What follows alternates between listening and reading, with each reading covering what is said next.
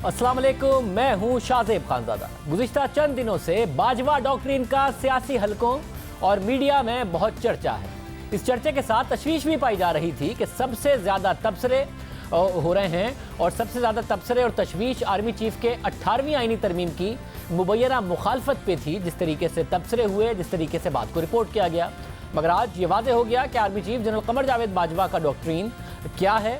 तर्जुमान पाक फौज major general Asif Ghafoor ने मीडिया ब्रीफिंग में वाज़ेह किया कि बाजवा डॉक्ट्रिन का 18वीं आईनी तरमीम और सियासी मामलात से कोई लेना देना नहीं। बाजवा डॉक्ट्रिन खालिसतन मुल्क की सिक्योरिटी से मुताल्लिक है। ऑफ द रिकॉर्ड मुलाकात थी। आर्मी चीफ ने उनसे, जो मुल्क की, जैसे मैं आपसे बातचीत करता हूँ तो बेसिकली वो अफवाज पाकिस्तान की जो पॉइंट ऑफ व्यू होता है वो कन्वे करता हूँ। तो आर्मी चीफ ने उनसे सिक्योरिटी की सूरत हाल पे बातचीत की सारा हुआ। लेकिन जब ऑफ द रिकॉर्ड बात होती है और 3-3.5 घंटे गप का माहौल बन जाता है तो बहुत सारी बातचीत उसमें एक कॉन्टेक्स्ट के साथ चलती है। एक बात चल रही होती है, दूसरी चलती है, उसमें फिर एक रिमार्क आ जाता है, तो कॉन्टेक्स्ट के साथ चलती है। उनमें से कुछ ने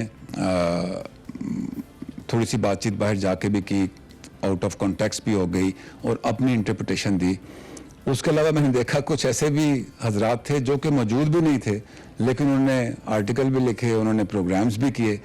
तो ये थोड़ा सा हमें भी फील हुआ कि बातचीत जो थी वो ऑफ द रिकॉर्ड थी।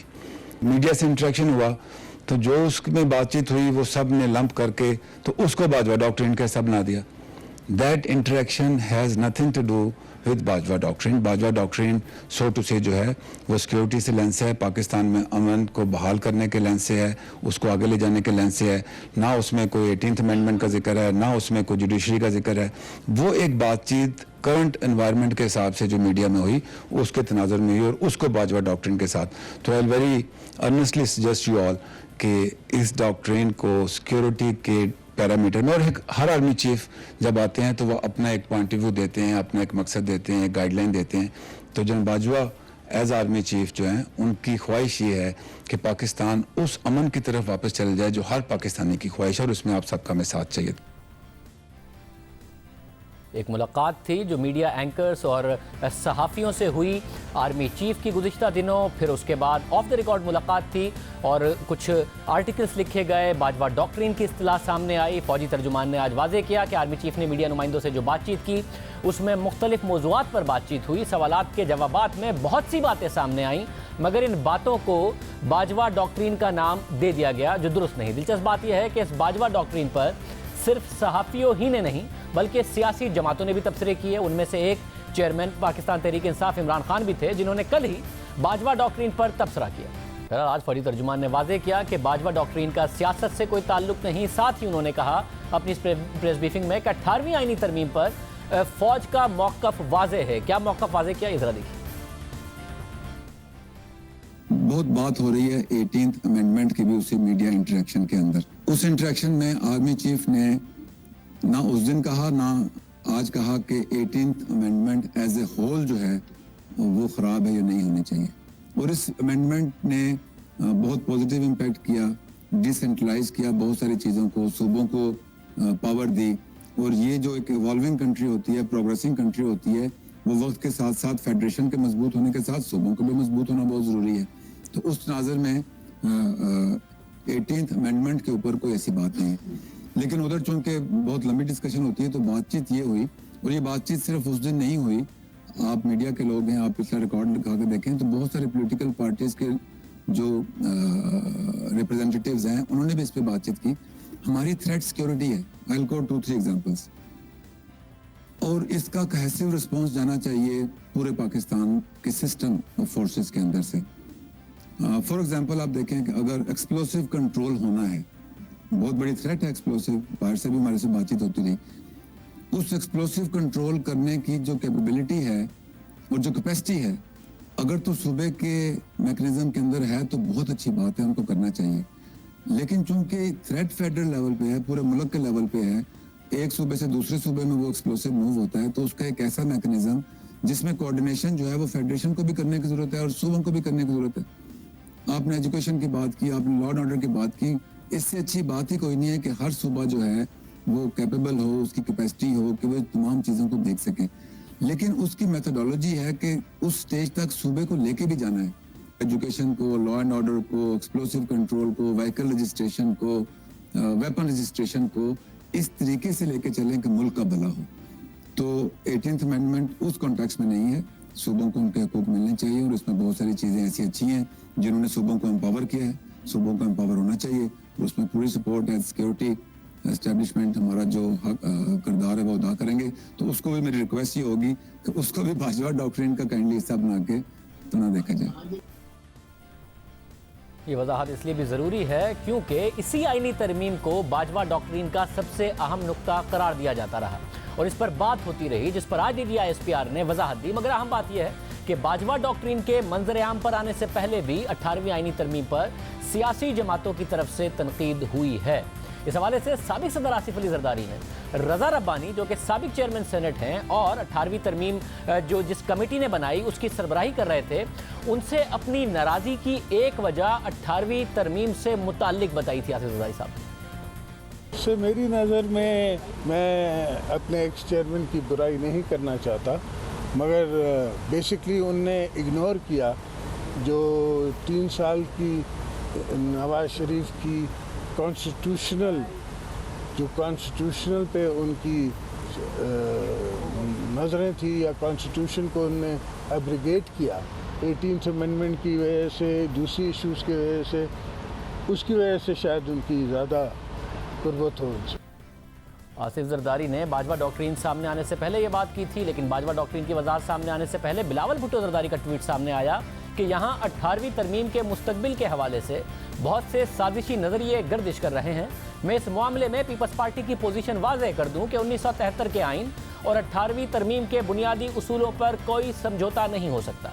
कोई भी मुश्किलात सामने आई, हम अपने आइन की सालमियत पर कोई समझौता नहीं करेंगे। अलबत्ता आसिफ जरदारी साहब की शिकायत रजा रब्बानी साहब से मुख्तलिफ थी। हम आपको याद दिलाते चलें कि 18वीं आइन तरमीम है क्या, और पीपल्स पार्टी पिछले कई सालों में इसका क्रेडिट लेती रही है कि हमने मजबूत किया है पाकिस्तान को, हमने फेडरेशन को मजबूत किया है, सूबों को इख्तियारात दिए हैं। ये आईनी तरमीम अप्रैल 2010 में पीपल्स पार्टी के दौर में पार्लियामेंट से इत्तफाक राय से मंजूर हुई। इसकी तैयारी में रजा रब्बानी ने अहम किरदार अदा किया। इस आईनी तरमीम के जरिए इख्तियारात वफाक से सूबों को मुंतकिल हुए। 18वीं आईनी तरमीम के मुताबिक जो कंकरेंट लिस्ट है उसे ख़त्म करके 27 वजारतें मरकज़ से लेकर सूबों को दे दी गई। कुदरती वसाइल में सूबों को 50% हिस्सा दे दिया गया और 90 दिन के बाद मुश्तरका मुफादात काउंसिल का इजलास लाजमी करार दे दिया गया। नया NFC अवार्ड पिछले अवार्ड से ज़्यादा रखना लाजमी करार दे दिया गया। 18वीं आईनी तरमीम के मुताबिक वफाक और सूबों में कोई मसला पैदा हो जाए तो मुश्तरका मुफादात काउंसिल में यह मसला तय किया जा सकता है। 18वीं तरमीम के तहत सदर ने अपना असेंबली तोड़ने का इख्तियार सरेंडर किया और जनरल ज़ियाउल हक के नाम 1973 के आइन से निकाल दिया गया और जो असेंबली तोड़ने का इख्तियार था 58(2)B के तहत, उसके तहत 90 की दिहाई में चाहे नवाज शरीफ साहब की हुकूमत हो या मोहतरमा बेनज़ीर भुट्टो की, बार वो तोड़ी गई। वो इख्तियार भी सरेंडर किया गया जो कि 90 के आखिर में ले लिया गया था, मगर जनरल मुशर्रफ के दौर में 17वीं तरमीम के तहत वापस सदर को मुंतकिल किया गया था। सूबाई सरहद का नाम खैबर पख्तूनख्वा रखा गया। चीफ इलेक्शन कमिश्नर की तकर्री में अपोजिशन का मशवरा लाजमी करार दिया गया। काबीना का साइज छोटा किया गया। गवर्नर का सूबे से ताल्लुक लाजमी करार दिया गया। सब कुछ 18वीं तरमीम में हुआ। बहुत सारे इख्तियारात मुंतकिल हुए। DGI-SPR ने प्रेस ब्रीफिंग में इंतखाबात के हवाले से भी फौजी मौक़िफ़ वाज़ेह किया कि इंतखाबात का तरीक़ाकार आइन में मौजूद है। इंतखाबात फौज ने नहीं, इलेक्शन कमीशन ने कराने। इलेक्शन का जो करवाना है उसकी अनाउंसमेंट जो है, उसका टाइम फ्रेम जो है वो कॉन्स्टिट्यूशन में दिया हुआ है। इदारों की रिस्पॉन्सिबिलिटीज़ दी हुई हैं। असम्बलियों का टाइम पूरा होगा, उसके बाद इलेक्शन कमीशन जो है इलेक्शन अनाउंस करेगा। उसमें डिलिमिटेशन का एक प्रोसेस है, उसमें बहुत सारी काम हो भी गया है। आर्मी ने इलेक्शन अनाउंस नहीं करने, इलेक्शन कमीशन ने अनाउंस करने हैं। उसमें सिटिंग गवर्नमेंट, इंटरिम गवर्नमेंट, तमाम लोगों का रोल है। इट्स अ पॉलिटिकल ईयर जिसमें इलेक्शन होने हैं। आर्मी इलेक्शन के कॉन्टेक्स्ट में हर वो काम करेगी जो गवर्नमेंट विद इन द। इससे पहले ये बातें भी सामने आती रहीं कि फ़ौज के बरवक्त इंतखाबात पर कोई तहफ़्फ़ुज़ात हैं, इंतखाबात ताख़ीर का शिकार हो सकते हैं। आज फौजी तर्जुमान ने वाज़ेह किया कि फ़ौज सिर्फ़ और सिर्फ अपना आईनी किरदार अदा करेगी। इसके अलावा उन्होंने चंद दिनों से मुल्क की सियासत में गूंजने वाले लफ्ज़ नए एनआरओ जो नया एनआरओ है उससे मुतालिक भी फौज का मौक़िफ़ वाज़े किया। मेजर जनरल आसिफ गफूर ने कहा कि फौज का एनआरओ से कोई लेना देना नहीं। Army has to do nothing with the NRO. एक सिस्टम के तहत चीज़ें चल रही हैं। यही तो स्पेकुलेशंस की मैंने बातचीत की है कि जब बातचीत आप करते हैं तो स्पेकुलेशन हो जाती है। आर्मी का पॉइंट ऑफ व्यू जो आता है वो DGISPR के थ्रू आता है, या जो आर्मी चीफ की बातचीत होती है और वो ऑफिशियली रिलीज़ की जाती है उसके तहत आता है। इसके अलावा पॉलिटिकल पार्टीज़ आपस में मिलकर क्या करती हैं या मुख्तलिफ अदारे आपस में मिलकर क्या करते हैं। पाकिस्तान आर्म्ड फोर्सेस एक मोस्ट ऑर्गेनाइज इंस्टीट्यूशन है। इसमें जो बातचीत भी होगी वो हम आपको ऑफिशियल चैनल के तहत बताएंगे। प्लीज़ अंडरस्टैंड कि 2018 एक इलेक्शन ईयर है, इसमें बहुत सारी इलेक्शन एक्टिविटी होगी, पॉलिटिकल एक्टिविटी होगी, उसको पॉलिटिक्स के डोमेन में देखें। ये भी बहुत अहम मामला है। इसके अलावा DGISPR major general Asif Ghafoor ने कहा कि सियासी शख्सियात की आर्मी चीफ से मुलाकात में कोई मसला नहीं, मगर जब वज़ीर आला पंजाब की मुलाकात से मुताल्लिक कयास राइयाँ की गई तो इसलिए उन्होंने आर्मी चीफ की शहबाज शरीफ से मुलाकात की तरदीद की। जहाँ तक ताल्लुक है आर्मी चीफ का किसी भी शख्स से मुलाकात का या किसी भी शख्स का आर्मी चीफ से मुलाकात का, तो पाकिस्तान है, एक ही मुल्क है। मुल्क चलाने के लिए आपस में राब्ते होते हैं और ऑफिशियल मीटिंग्स होती हैं। मीटिंग पे एतराज़ नहीं है। वो इशू इस तरह हुआ कि मीडिया पे खबर चलनी शुरू हुई कि आर्मी चीफ के साथ 72 घंटे में 2 दफ़ा चीफ मिनिस्टर पंजाब की मुलाकात हुई है और छुप के हुई है और शायद कोई एनआरओ हो रहा है। तो उस तनाज़ुर में आई हैड टू क्लैरिफाई कि अगर आर्मी चीफ ने मिलना होगा और जो मुलाकातें होती हैं, और चीफ मिनिस्टर पंजाब से उनकी मुलाकात पहले भी हुई है, और लेकिन वो अभी चीफ मिनिस्टर पंजाब ने जो फेंसिंग हो रही है अफगानिस्तान पाकिस्तान के बॉर्डर के ऊपर, तो जब ये प्रोजेक्ट शुरू हुआ तो ही मेरे telephone call to army chief के चीफ साहब ये जो आपका इनिशिएटिव है ये फेडरल गवर्नमेंट तो सपोर्ट कर ही रही है, लेकिन इसमें आपको कुछ फाइनेंशियल असिस्टेंस जो है वो पंजाब गवर्नमेंट की तरफ से आज, तो उनकी टेलीफोन पे बात हुई। तो ही chief minister of a province, बाकी चीफ मिनिस्टर भी हैं, तो उसमें तो कोई ऐसा इशू नहीं है। लेकिन अगर मीडिया बगैर किसी सबूत के ये रंग देने की कोशिश करे कि जिसको छुप के मुलाकात हुई है, मीडिया से छुपाई गई है, तो that was little irresponsible and I had to clarify that. आज की प्रेस ब्रीफिंग कई हवालों से अहम साबित हुई। बहुत सी कयास राइयों का खात्मा होगा और जो तबसरे किए गए वो भी वाजे हो गए। बाजवा डॉक्ट्रिन वाजे हो गया, जो कुछ तर्जुमान की तरफ से कहा गया। 18वीं तरमीम पर अस्करी क़यादत के तहफ़्फ़ुज़ात क्या हैं, क्या वो उसको मुकम्मल तौर पर ख़त्म करना चाहते हैं, इसकी भी वजाहत कर दी गई। एनआरओ से मुताल्लिक अफवाहें जो हो रही हैं उस पर भी बात की गई। ये सारा का सारा मामला जो शुरू हुआ ज़ाहिर एक मुलाकात से, जो कि जर्नलिस्ट मीडिया एंकर से आर्मी चीफ ने की। हमारे साथ सीनियर तज्ज़ियाकार सुहेल वड़ाई साहब मौजूद हैं, जिन्होंने इस मुलाकात पर या बाजवा डॉक्ट्रिन के हवाले से बड़ा तफसीली तबसरा किया। इम्तियाज़ गुल साहब मौजूद हैं, जिन्होंने सबसे पहले इस मुलाकात के बाद लिखा। आप दोनों का बहुत शुक्रिया। इम्तियाज़ गुल साहब, मैं आपसे शुरू कर लेता हूँ। आप इस ब्रीफिंग में भी मौजूद थे और सबसे पहले आपने इस हवाले से लिखा भी, बाद में सुहेल वड़ाई साहब ने भी और दूसरों ने भी इस हवाले से तबसरे किए। आज 18वीं तरमीम के हवाले से भी उनकी तरफ से बात की गई और आपने देखा भी होगा कि वो क्या कह रहे हैं। आपकी तरफ से लिखा गया था कि 18वीं तरमीम के बाद जो कोर्स ऑफ गवर्नेंस है, जो कैपेसिटी है, इस हवाले से जो 18वीं तरमीम है उसको रिव्यू करना चाहिए, ये आर्मी चीफ ने कहा। उन्होंने कहा था इस हवाले से कि रिव्यू होना चाहिए। आपने ये भी लिखा कि उनका ये कहना था कि सिर्फ कुरान के अलावा हर चीज़ रिव्यू हो सकती है क्योंकि नए चैलेंजेस आते हैं। DGISPR कह रहे हैं कि एक अलग कॉन्टेक्स्ट में वो बात हो रही थी, इसको भी बाजवा डॉक्ट्रिन से जोड़ दिया गया। जो बात आपने की वो दुरुस्त है, जो DGISPR कह रहे हैं कि एक अलग कॉन्टेक्स्ट में बात थी और एक अलग तरीके से पेश हो गई हो? देखिए शाहजेब, इस हवाले से मेरा ख्याल है काफ़ी गैर जिम्मेदाराना रिपोर्टिंग हुई है और बिल्कुल वो सही है कि ख़ास पैराए में बातचीत हो रही थी और बिल्कुल ऐसे ही है जैसे हम आप अपने ड्राइंग रूम में दोस्तों के साथ बैठ के बातचीत कर रहे होते हैं, मुख्तलिफ उमूर के मनफी और मुस्बत पहलू का जिक्र हो रहा होता है। तो वो इसी सियाक़ व सबाक़ में बात हो रही थी कि 18वीं तरमीम की वजह से कुछ मसाइल पैदा हुए हैं, लेकिन एक और बड़ी वाज़ेह तो बात थी उसमें कि कानून साजी बुनियादी तौर पे पार्लियामान का इख्तियार है। उसमें ज़ाहिर है न तो कोई अस्करी इदारे, न कोई और इदारे, न ही अदलिया इस किस्म के इक़दामात कर सकती है। कानून साजी पार्लियामान ने करना है और अगर पार्लियामान नहीं करती, ये उसकी सवाबदीद है। तो मेरा ख्याल है इस कॉन्टेक्स्ट में बात थी, इससे ज़्यादा कोई नहीं हुआ। और बाकी मैं ख़ुद ज़ाती तौर पे समझता हूँ कि 18वीं तरमीम हो तो गई, बुनियादी तौर पे एक अच्छा आइडिया था, लेकिन उसके लिए सूबों को तैयार नहीं किया गया, जिसकी वजह से उस पर अमल दरामद के मसाइल पैदा हुए। और जिन लोगों ने 18वीं तरमीम मुतारिफ़ करवाई थी, उन्हीं लोगों ने 10-12 मज़ीद वजारतें पैदा भी कर दी, इसलिए कि उन्होंने उस वक्त क्यू लीग को एकोमोडेट करना था। तो ख़ुद जिस जमात ने या जिस जमातों के इत्तेहाद ने 18वीं तरमीम मुतारिफ़ करवाई, वो ख़ुद ही मसलिहतों का शिकार होके उन्होंने उस 18वीं तरमीम का असर ज़ायल किया, उसको डाइल्यूट किया, जिसकी वजह से मुख्तलिफ जो सूबे हैं हमारे, वहाँ पे अमल दरामद के मसाइल पैदा हुए हैं। और आज भी मैं ज़ाती तौर पे समझता हूँ कि उन मसाइल को भुगत रहे हैं। बस साथ ही बताइएगा, और आप खुद अपने कॉलम में लिखते हैं कि इसाक डार की पॉलिसीज़ के हवाले से जो आपने लिखा है कि जो बहुत सारे रिफॉर्म्स थे वो उनकी तरफ से नहीं किए गए।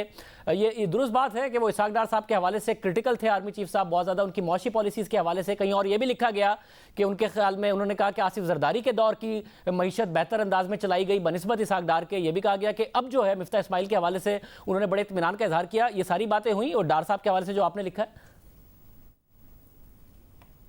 देखिए उसमें बिल्कुल इस तरह की बातें तो हुई हैं। अभी मैं इस्लामाबाद चैम्बर में एक मीटिंग थी, हमारे कोई 2 दर्जन के करीब मुख्तलिफ बिजनेसमैन थे, इन्वेस्टर्स थे, उनके साथ मुलाकात थी। उसमें भी वही बातें हुई कि हुकूमत ने किस तरह गुज़श्ता 4-5 बरसों के दौरान इसाक डार साहब की सरबराही में टैक्सेशन निज़ाम बेहतर नहीं हुआ, उसकी वजह से ब्लैक इकॉनमी जो है वो ख़त्म नहीं हुई। कोई अब तक पाकिस्तान में ग्रे और ब्लैक इकॉनमी को 60-65% है। ये वो मसाइल हैं जिसमें का जिक्र बार बार डॉक्टर इकरामुल हक जैसे माहिर इक़्तिसादियात,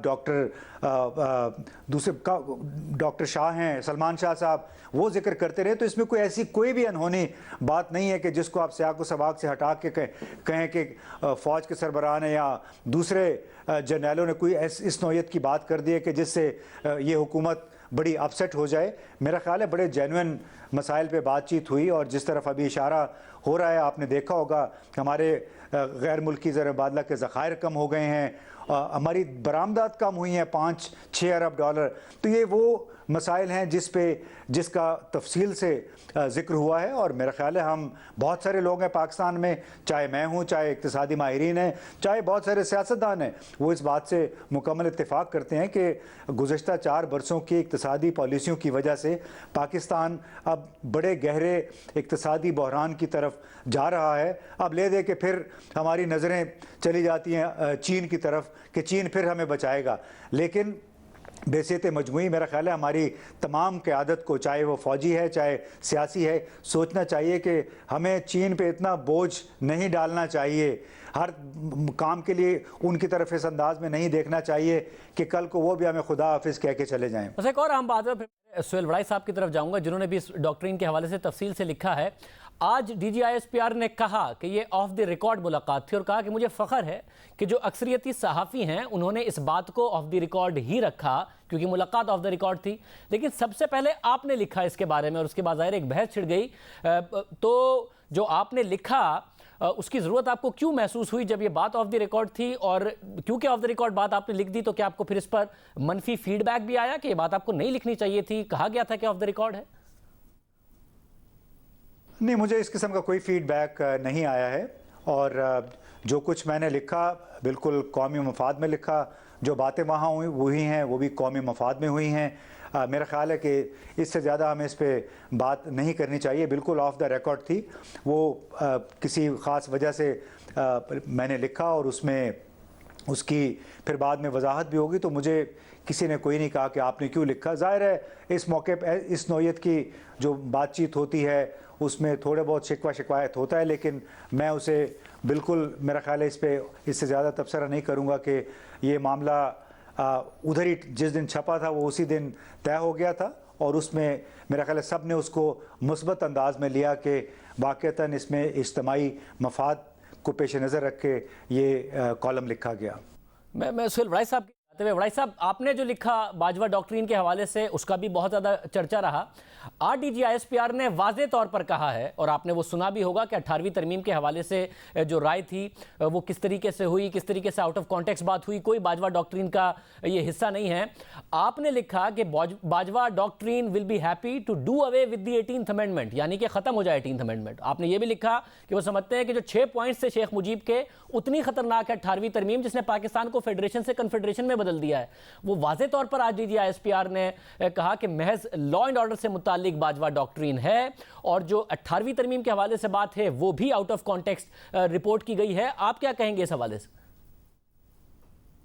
मेरा ख्याल है कि जो डीजी आईएसपीआर ने वजाहत की है, तकरीबन इसी तरह की बात है बाजवा साहब ने भी की थी उसके अंदर, और जो उनके जिस तरह से हमें समझ आई थी हमने लिखा था, लेकिन अगर उसके अंदर वो समझते हैं कि इसकी जरूरत नहीं है और पार्लियामेंटेरियन भी इसको ठीक करें और कैपेसिटी बढ़ाएं, ये उस दिन भी बात की थी जनरल बाजवा साहब ने कि बेहतर ये होगा कि सूबों की कैपेसिटी बढ़नी चाहिए, और कैपेसिटी बढ़ने से पहले जो उनको इख्तियारात दे दिए गए हैं इससे प्रॉब्लम हुआ है।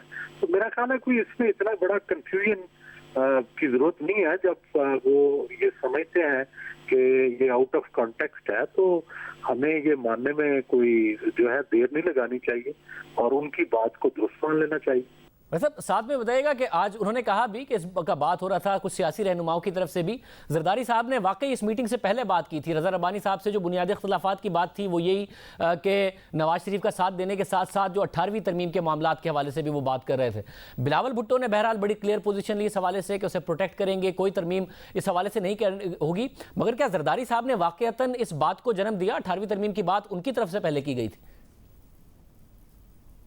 देखिए, मेरा ख्याल ये है कि हमारे सिविल और मिलिट्री जो रिलेशनशिप है बड़ी इसकी तारीख पुरानी है, और इसके कई सॉल्यूशंस और कई प्रॉब्लम्स की वजह है वो हमेशा डिस्कस होती रहती हैं, सिविलियन साइड पे भी और मिलिट्री साइड पे भी। मसलन एक जमाने में ये भी डिस्कस होता था कि हमारी जो सियासत की बुराइयों की जड़ जो है वो ये पार्लिमानी निज़ाम है। फिर ये कहा गया कि नहीं, दरअसल नीचे डिसेंट्रलाइजेशन नहीं होती तो डिसेंट्रलाइजेशन करें। फिर 18th अमेंडमेंट आई तो उसके बारे में भी बहुत सी बातें होती रही। तो ये एक हमारी यूं समझे कि बयानिए का हिस्सा है सिविल और मिलिट्री का कि वो अपने अपने जो मसाइल के हल के लिए हमेशा एक देते रहते हैं कोई ना कोई कि भाई ये तरमीम कर लें।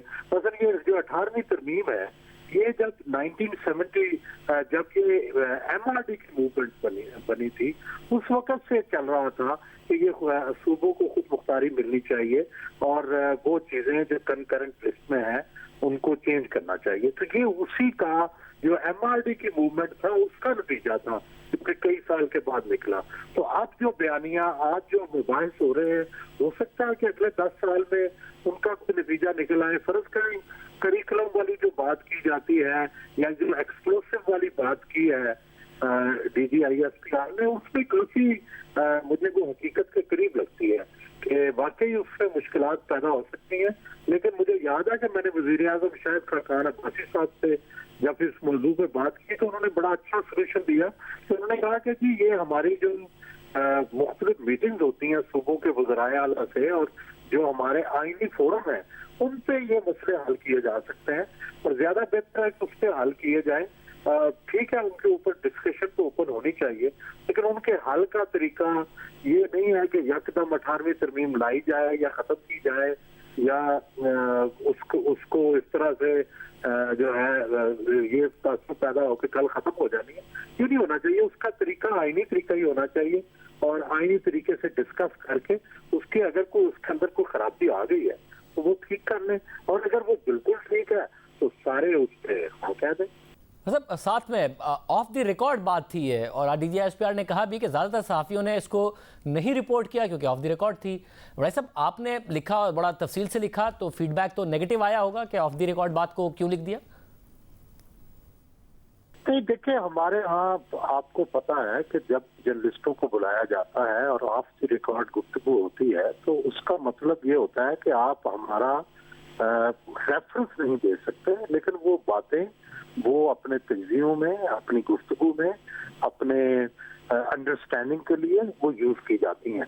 और बिल्कुल एग्जैक्टली उसी तरह मैंने उसको इस्तेमाल किया। कहीं जनरल बाजवा का को कोट नहीं किया, कहीं उनको इस तरह से नहीं किया। जो मेरी अंडरस्टैंडिंग थी लिखा मैंने, मेरी अंडरस्टैंडिंग के मुताबिक ये है, जो जिस तरह से वो सोचते हैं वो ये है।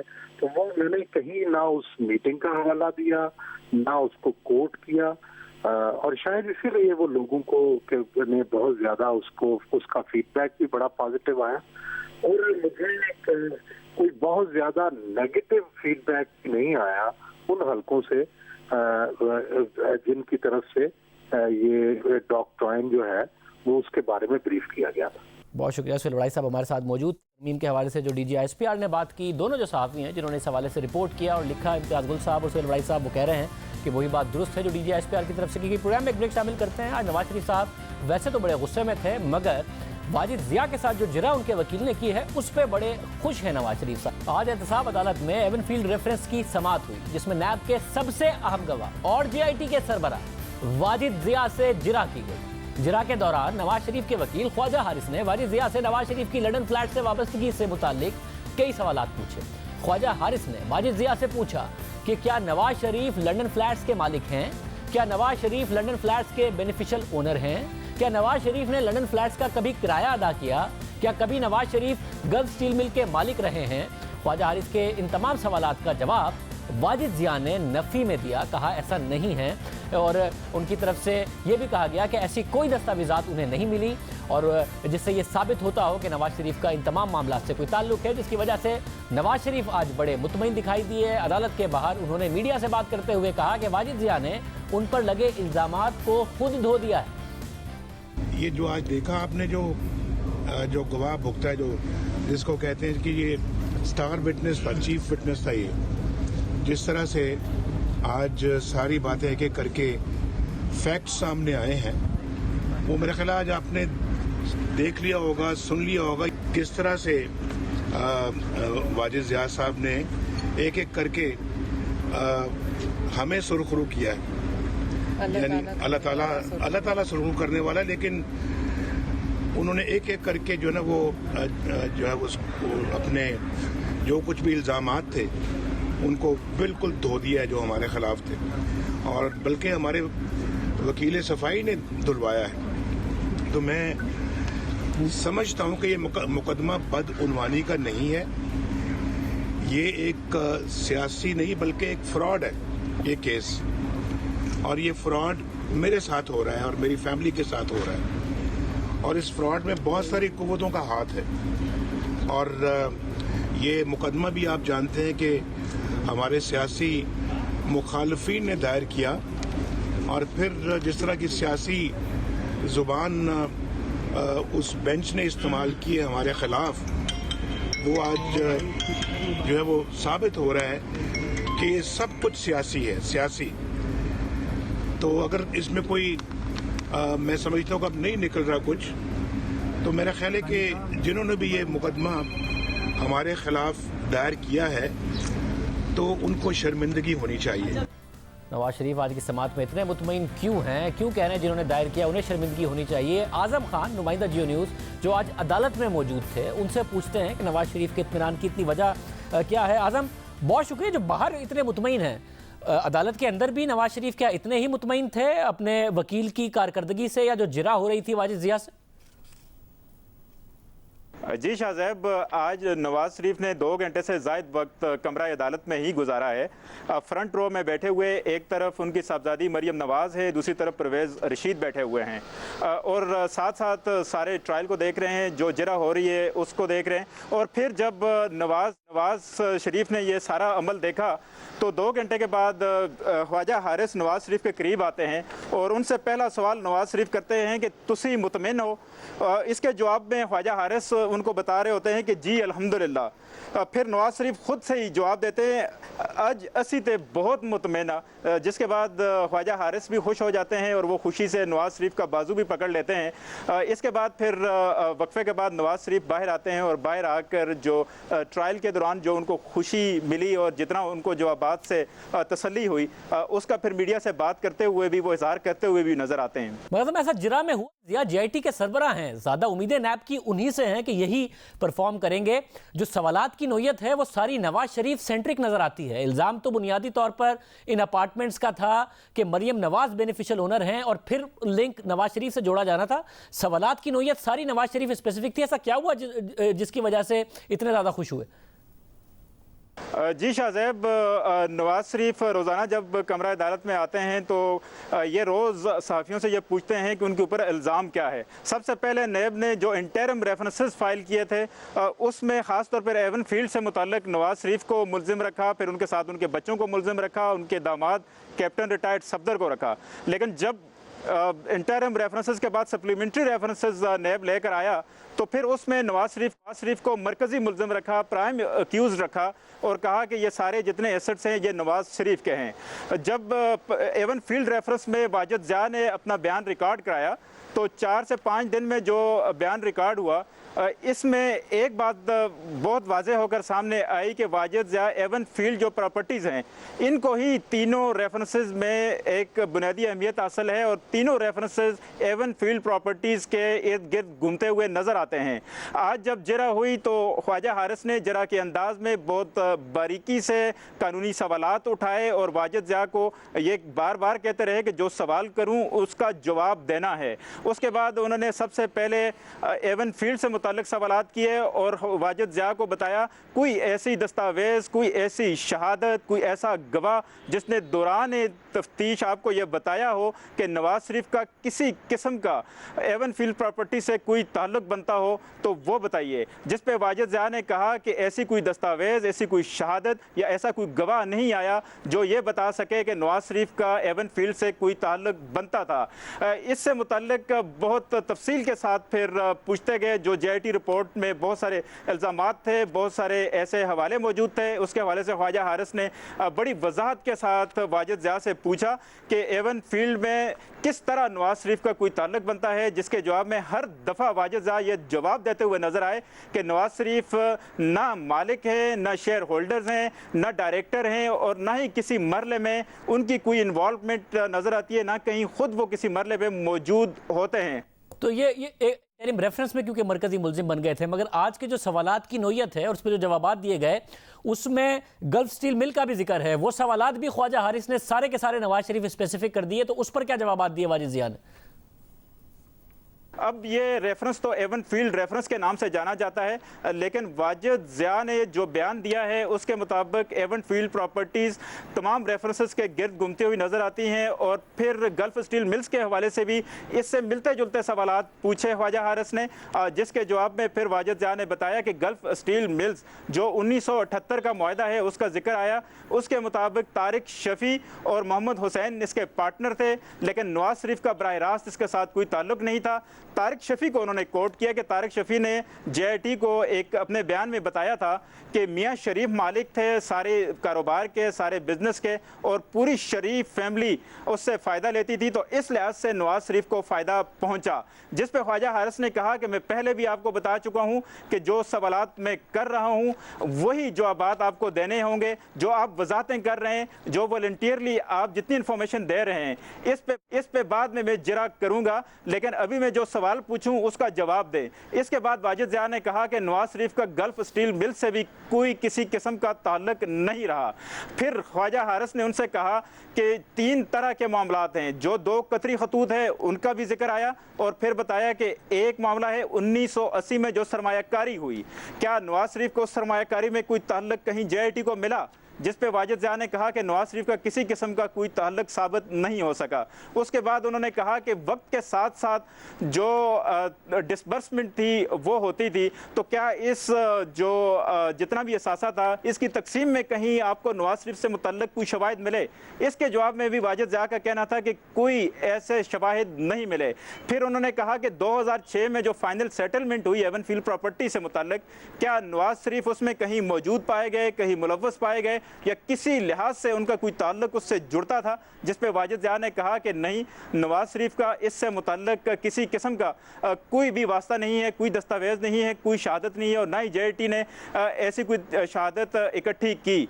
तो फिर इस लिहाज से ख्वाजा हारिस बार बार ये सवाल दोहराते हुए नजर आए, और फिर ये साथ कहा वाजिद ज़िया को कि आप वजाहतें ना दें, इससे मामला मजीद ख़राब हो जाएगा। वाजिद ज़िया ने कहा कि तस्वीर मुकम्मल पेश करना चाहता हूँ, वजाहत देना ज़रूरी है। नवाज शरीफ ने कहा, नवाज शरीफ के वकील जो वकील सफ़ाई हैं ख्वाजा हारिस, उन्होंने कहा कि इससे मुकम्मल जो तस्वीर है वो बिगड़ रही है आपकी वजाहतों की वजह से, और इस तरह मैं जरा भी आपके ऊपर आगे करता रहूँगा। तो इस लिहाज से आज का जो दिन ख्वाजा हारिस का गुजरा है वो वाजिद ज़िया से, जो JIT के सरबराह थे, परामा JIT से बहुत सारे सवालात किए, और खासे जिसको तफसील के साथ सवालात किए, और वाजिद ज़िया ने ऐसा लग रहा था कि मौजूद थे। और ये आज जिरा जिस पर नवाज शरीफ खुश हैं, मगर कल वज़ीर आज़म मिले नून लीग के चीफ जस्टिस से, और ये नाकाबिल फ़हम बात नज़र आती है कि नवाज शरीफ साहब कह रहे हैं कि उन्हें के इल्म में नहीं थी, और आज मज़ीद तनकीद उन्होंने चीफ जस्टिस साहब पर कर दी कि गुड कॉप बैड कॉप खेल रहे हैं इस मामले में भी, ताकि अदालत से कोई रियायत मिल सके। कल वज़ीर आज़म और चीफ जस्टिस की मुलाकात हुई, एलामिया आया। इस मुलाकात के हवाले से कयास आराइयाँ की गई। इस तरह की खबरें आईं कि इस मुलाकात के बाद नवाज शरीफ के लहजे की तलखी कम होगी, कंसेशन मांगी गई है, और ये मामला तय करने की कोशिश की गई है, अदालती फैसले पर उनका रवैया इसलिए नरम हो जाएगा। लेकिन ऐसा हुआ नहीं, बल्कि नवाज शरीफ ने कहा कि चीफ जस्टिस वो काम ना करें जो उनका नहीं। आज एहतसाब अदालत के बाहर जब नून लीग के कायद नवाज शरीफ से वज़ीर आज़म और चीफ जस्टिस से मुलाकात से मुतालिक सवाल किया गया, तो उनका कहना था कि उन्हें मीडिया के ज़रिए इसका इल्म हुआ, जबकि किसी तरह उसके पैचअप से मुतालिक जब सवाल हुआ तो वो मुस्कुराने लगे। चीफ जस्टिस की और वज़ीर आज़म शायद जो मुलाकात हुई है उसके हवाले से बताइएगा, आपको आगाह था कि ये मुलाकात होने जा रही है? नहीं, मुझे मालूम नहीं था। मैंने भी अपना टेलीविज़न पे देखा और आज अखबारों में पढ़ा है, तो मुझे नहीं मालूम था। मुलाकात हुई है, क्या कोई पैचअप होने जा रहा है? नवाज शरीफ के मुताबिक उन्हें वज़ीर आज़म और चीफ जस्टिस की मुलाकात का इल्म नहीं था। ताहम इस मौके पर उन्होंने चीफ जस्टिस की जानिब से मुख्तलिफ मामलात पर लिए जाने वाले अज खुद नोटिस पर सवाल उठाया। उनका कहना था कि इसके ज़रिए एग्जीक्यूटिव का किरदार काबू में लाया गया है, जबकि मुकन्नना का किरदार दूसरों के हाथ में चला गया है। नवाज शरीफ ने चीफ जस्टिस की तवज्जो ज़ेर इल्तवा 18 लाख मुकदमात की जानिब दिलाते हुए कहा कि चीफ जस्टिस वो काम ना करें जो उनका नहीं। तो ये जरूर करें भाई, जरूर करें, लेकिन उन 18 लाख या 18.5 लाख मुकदमों का भी कुछ करें जो पेंडिंग है मुख्तलिफ कोर्ट्स में। नस्लें गुजर गई हैं मुकदमों को भुगतते भुगतते। लेकिन मियां साहब भाई इस तरफ तवज्जो दें, इस तरफ मियां साहब जो आपका काम नहीं है आप उस तरफ ना जाएं। जो मैं समझता हूं कि चीफ जस्टिस साहब को जो काम नहीं करना चाहिए वो नहीं करना चाहिए, जो करना चाहिए वो ये है जो मैं आपको बता रहा हूँ।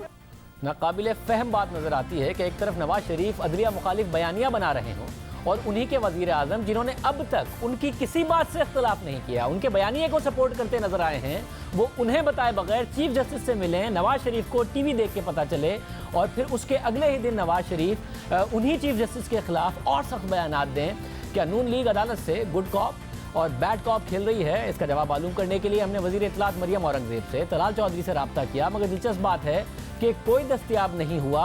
और ज़्यादा दिलचस्प बात यह है कि एक तरफ वो कह रहे हैं कि चीफ जस्टिस के ये काम करने को नहीं है, और दूसरी तरफ वज़ीर आज़म जब गए, जिसका एलामिया कल आया, उसमें लिखा है कि वज़ीर आज़म ने चीफ जस्टिस के मुफाद आमा के लिए किए जाने वाले इक़दामात में मुकम्मल ताउन का यकीन दिलाया। एलामिया के मुताबिक वज़ीर आज़म ने चीफ जस्टिस के विजन के मुताबिक मुल्क भर में मुफ्त तालीम की फराहमी, अवाम को सेहत की बेहतर सहूलियात की फराहमी के लिए सरकारी अस्पतालों की हालत बेहतर करने, मेडिकल की तालीम की बेहतरी, बिलखुसूस निजी मेडिकल कॉलेजेस का मयार बेहतर बनाने, साफ़ पानी और बेहतर और साफ शफाफ माहौल की फराहमी की यकीन दहानी कराई। एक तरफ इन्हीं के वज़ीर आज़म यकीन दहानी करा कर आ रहे हैं, दूसरी तरफ नवाज शरीफ साहब उन्हीं चीफ जस्टिस से कह रहे हैं कि काम आपके करने के नहीं हैं, और ये भी कह रहे हैं कि मेरे वज़ीर आज़म मिले, मुझे ये टीवी से पता चला, मेरे इल्म में नहीं था। नाकाबिले फ़हम बात नज़र आती है। आज के प्रोग्राम में इतना ही, आपसे कल के प्रोग्राम में मुलाकात होगी। याद दीजिए, अल्लाह हाफ़िज़।